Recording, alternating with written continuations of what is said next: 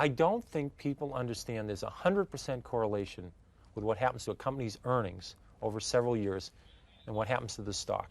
If the company, McDonald's has done very well as a company, right, the stock has done very well. People worry about too much money supply, what's happened to the price of oil, whether, who's the president, who's being nominated for the Supreme Court, it's all the ozone earnings. layer. It has nothing to do. McDonald's earnings go up the next 10 years, the stock will go up. Yeah, but what they will say to you, Peter, is that, as you know, and why am I telling you this, but anyway, it's fun to tell you this, they're telling you that these other things influence the amount of earnings of a particular company. Yep. If we're in a recession, people are not going to spend as much money on going to the movies Absolutely. or whatever they do. Right.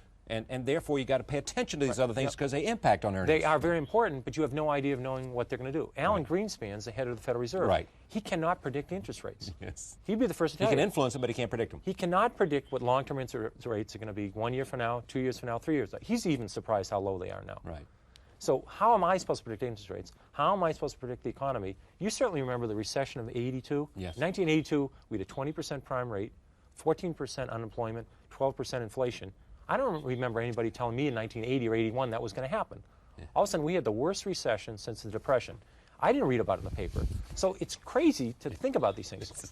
Here's a quote from you. I own Dunkin' Donuts. When you own Dunkin' Donuts, you don't have to worry about Korean imports. You don't have to worry about M2 or M3. These are money supply figures, aren't they? Yep. And what's happening to the money supply? This is the way you make money. If you don't understand what the company does, you should not be in it. If you could predict the stock market, you could predict the economy, you could predict interest rates. If you go buy the wrong stocks, you're going to lose half your money anyway.